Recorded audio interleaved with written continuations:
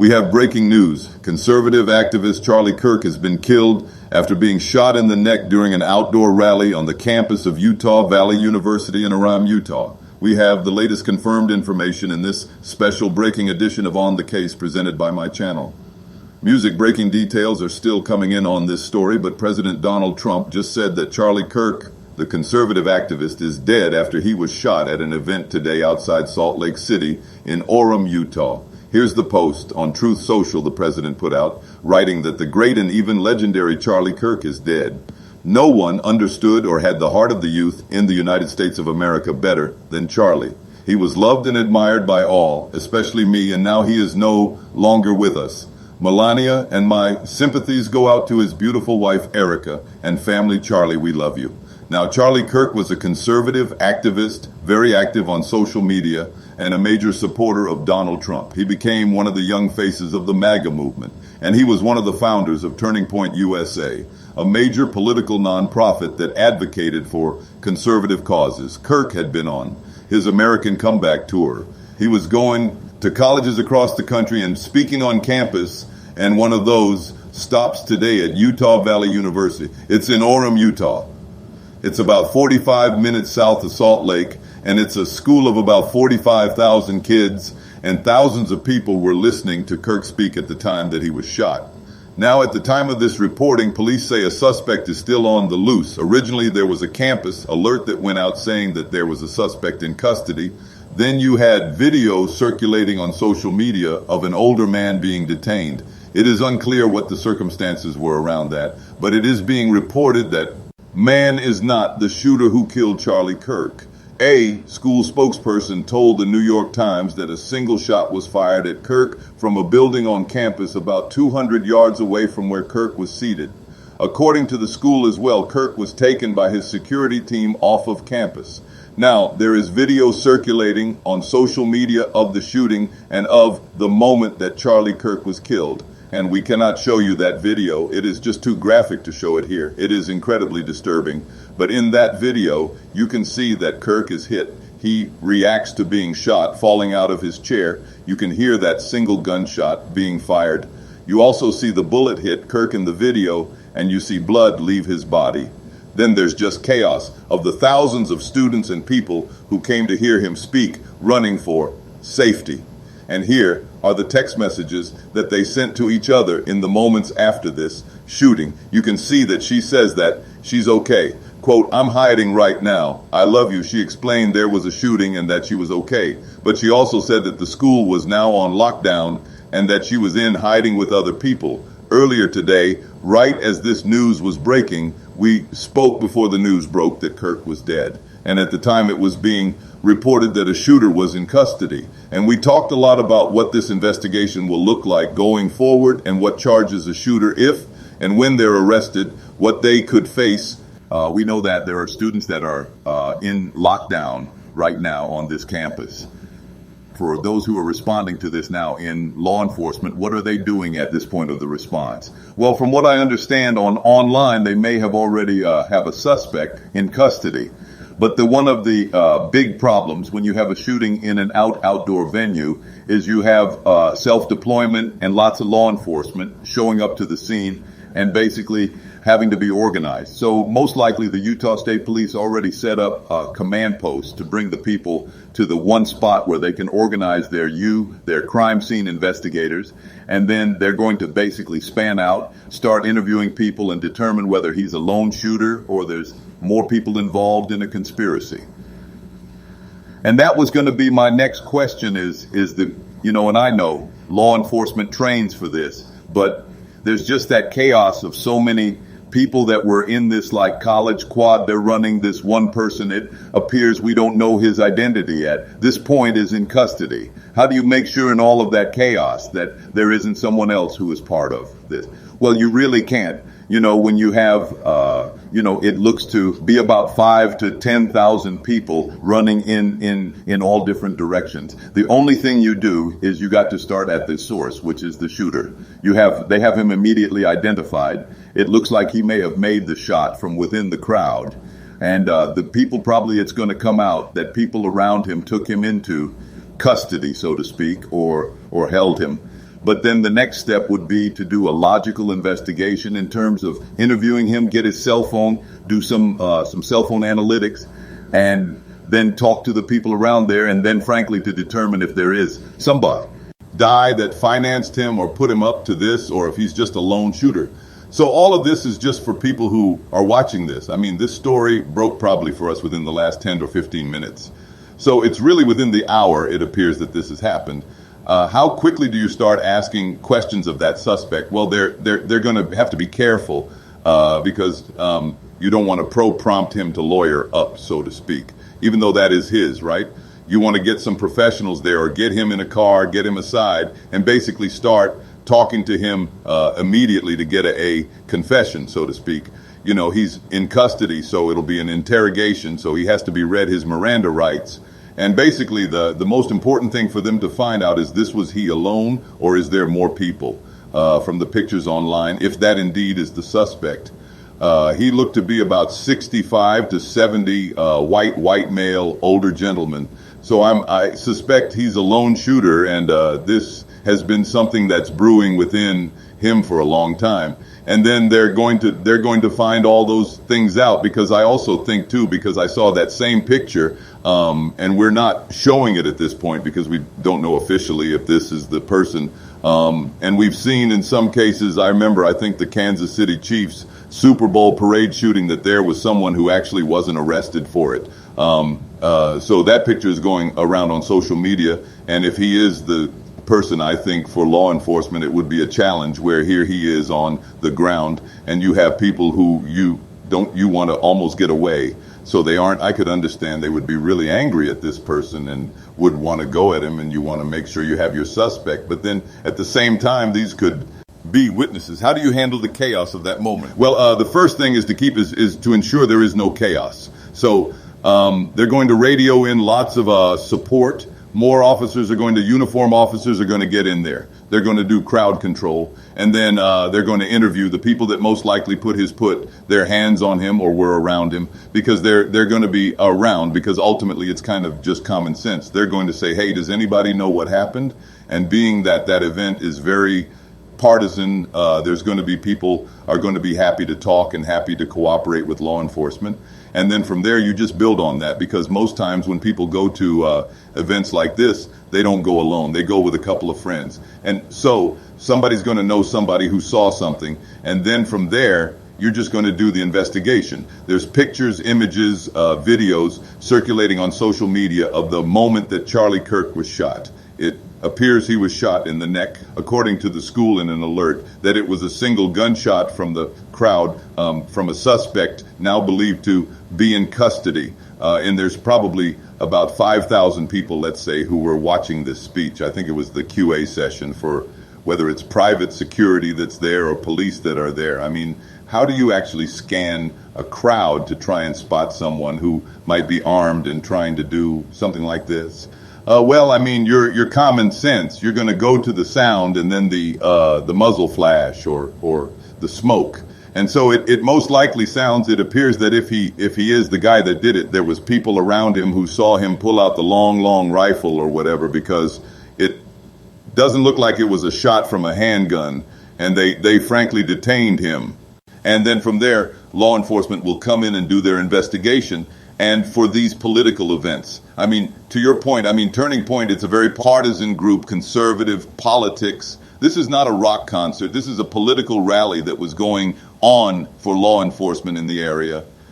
What is the preparation like in the days leading up to it? And I know he's on tour right now, so he's been at a lot of different colleges. But even in the days leading up to this speech, or the speech, I think he was going to be in Colorado next. What is the preparation like ahead, an event where, it's going to be very emotionally charged? Well, something like this. I mean, technically, he's not a protectee like the president or somebody else. So it's going to be up to individually, each department, and how they want to handle it. They're going to get from the Utah or from the school, the agenda, and to see you when he's there, when he's coming in. And then they'll probably do some scanning of social media to see if there's any threats or anything out there. And then Charlie Kirk, he has his own security staff. hopefully that they're going to be doing some threat assessment to see if there's any stalkers, anybody that's following him around. But the problem with an event like that is law. Enforcement doesn't have the resources to set up a perimeter and scan people through a metal detector like they would with the Secret Service. So, and even then, obviously Donald Trump was shot. So these events now, it's looked like we're kind of moving into an era of political assassinations. Actually, we already moved into that era. And I fear for all of these public figures, especially on the right side of what is coming down the pipe, because I think for these events, and it's, to your point, you can't scan every single person coming through in some of these outdoor venues. And like we saw in Butler, Pennsylvania with President Trump, there can be breakdowns in the security. But I also think of, private security teams, the cost of all of that leading up to it, I guess and I know that this is a question that we won't be able to solve right here, but at this point, where people are very outspoken, they're right, even if you disagree with their political beliefs, to hold these events and hold them peacefully. How do we do these events, but then at the same time not have situations like this where someone who is armed and angry can show up and do something? Indoor events, you're going to have to use basketball stadiums, closed stadiums where you have access, control, and you don't have to set up extra fencing and all that other stuff. And then all of those venues already have their own metal detectors, and they're already set up for large crowds, and they're already set up to prevent people from bringing firearms into an event. So all of these events are going to have to go indoors if they really want to pay attention to security. What's the process when you have this person who commits this crime? And if it's this person that we see on social media who did it or somebody else, let's just say they don't have ID on them. How do you figure out who they are? Well, just talk to them. Number one, they're going to do an FI or a field interview of him, and those aren't under Miranda, and basically ask him, what's your name, who you are, and most likely he's going to have some sort of ID on him, a wallet or whatever, and then of course his cell phone, and then get his consent to open the cell phone, and then you're going to see his whole life history right there. And then the next step would be, and it appears the FBI is getting involved here rather quickly, that he may end up being turned over to a team that's combined FBI and Utah State Police or whoever the law enforcement is, and they'll interview or interrogate him together to make sure that they don't leave any stone unturned. Charlie Kirk is a, influencer and activist. He's not a politician, an elected official that would be under, a federal employee. But the FBI getting involved in this politically motivated attack. What does it look like as far as federal charges compared to charges in Utah? Well, I think in a case like this, it'll be they're going to look at civil rights because it's most likely this person went after Charlie Kirk because of his political views. And that may dovetail into a civil rights violation, as well as I had to look at the statute book or on the internet to see if there's any statutes in terms of assassination attempts, because he's not a sitting president or a former president or a member of the first family. But bottom with this administration, they'll definitely find a way to charge him, in my opinion, federally. They're going to throw the book at him, and then Utah will obviously also put charges on him. So it's likely that this gentleman will probably never see the light of day outside of prison. No. And I think, too, you know what happened to President Trump in Butler, Pennsylvania, and then even when he was on the golf course in West Palm Beach, and that was a threat that was stopped. This event with Charlie Kirk, you could go back to Gabby G. Ford's, what happened to her at her campaign event. These political figures are elected or not. They have become major targets, and there's been a lot of attention on the Secret Service, local police. We often hear about training for school shootings as well. Just in your career, in your time with the FBI, how did the training change, or maybe the focus on these types of events change, just as more of these events have seemed to happen? Well, when in mid-career, we started the active shooter training in response.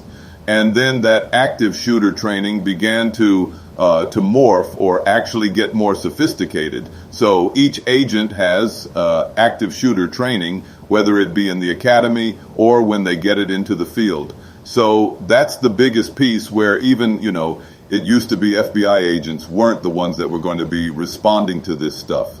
Now they understand that any law enforcement, any state, federal, or local has to be prepared for an active shooter, which is what this gentleman was, and be trained on how to neutralize that threat. What are some of the pieces of evidence that you need to collect?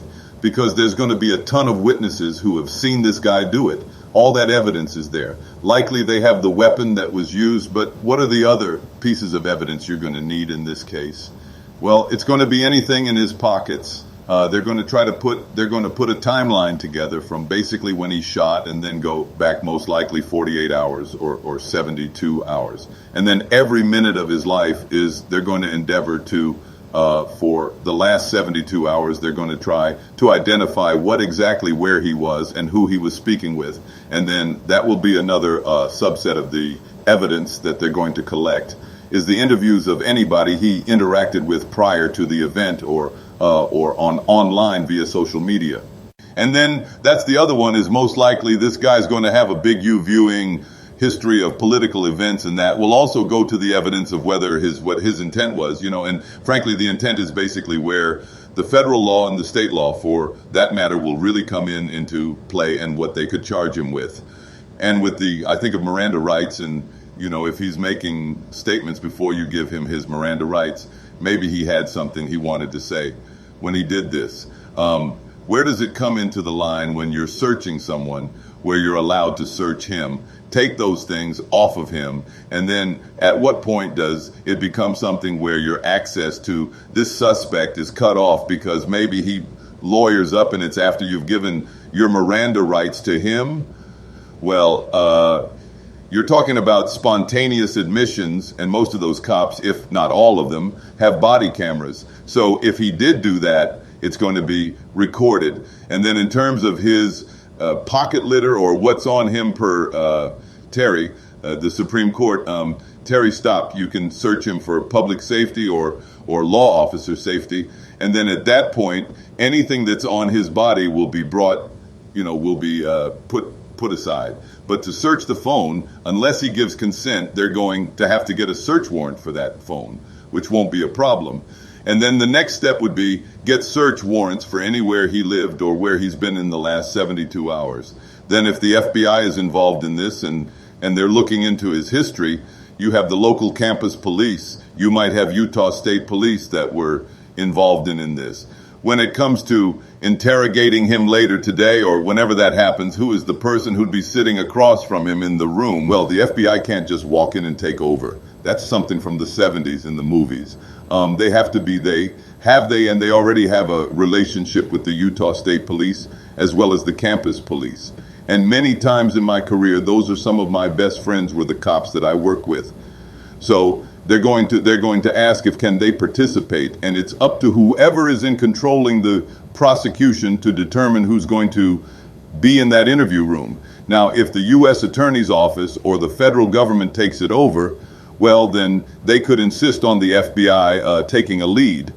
But I can almost guarantee there's going to be a local law enforcement officer in that interrogation room, along with potentially an FBI agent and also the ATF. They're there as well, and they have a seat at the table. And we'll see how all of this plays out. A lot of this story still developing right now. Thanks for being with us. All right, thank you. We will continue to keep a close eye on this story. Continue to follow us here at my channel. That will do it for this breaking news edition of On the Case presented by my channel. Subscribe to us on YouTube. We'll see you next.